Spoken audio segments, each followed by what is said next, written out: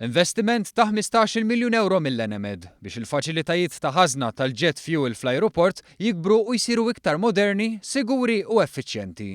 Dan biex ilaħqu mhux biss mad-domanda ta' bħalissa imma għal 20 sena li ġejjin f'dik li talba għal fuel tal-ajruplani. Domanda li kull ma jmur qed tiżdied partikolarment permezz ta' tkabbir fit-turiżmu. Ikkonferma dan iċ-Chairman Eżekuttiv ta' Enemed Kevin Kirkhope li jistenna li x-xogħol fuq dan l-impjant ta' żmien l-Ingliżi jinbeda lejn l-aħħar tas-sena. U pratikament għal Q4 ta' din is-sena nkunu ħanibdew il-proġett. Il-proġett bejwet u ieħor għandu jdum sena kważi biex jitlesta u jiġi finalizzat biex jilħaq ukoll in-line mal-proġett ta' Birżebbuġa u l-eluq ta' Birżebbuġa. L-eluq tal-impjant tal-31 ta' Marzu f'Birżebbuġa, weda elettorali tal-Gvern Laburista, mistenni jseħħ fl-istess żmien. As such, il-proġetti huma separati wieħed mill-ieħor, però fl-istess ħin aħna kumpanija waħda u qed naqbduhom flimkien.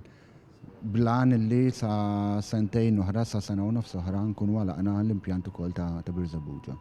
Fil-fatt l-Enemed li ftit ta' żmien ilu kienet parti mill-Enemalta u taqa' taħt il-Ministeru tal-Enerġija u s-Saħħa għaddejja b'eżerċizzju ta' rebranding u investiment fil-faċilitajiet, il-proċeduri u l-metodi ta' kif topera. Dan biex dejjem tkun iktar kompetittiva u effiċjenti. Issa biex tagħmel dan qed tinvesti f'laboratorji tagħha stess ħalli ma tibqax aktar reliable fuq il-quality checks li jsiru mis-suppliers tal-fuel u bihom nkunu qed niggarantixxu li kull bowser li joħroġ minn ġol impjanti tagħna qed ikollu ċ-ċertifikat tal-kwalità għas-serħan tal-moħħ tal-konsumaturi.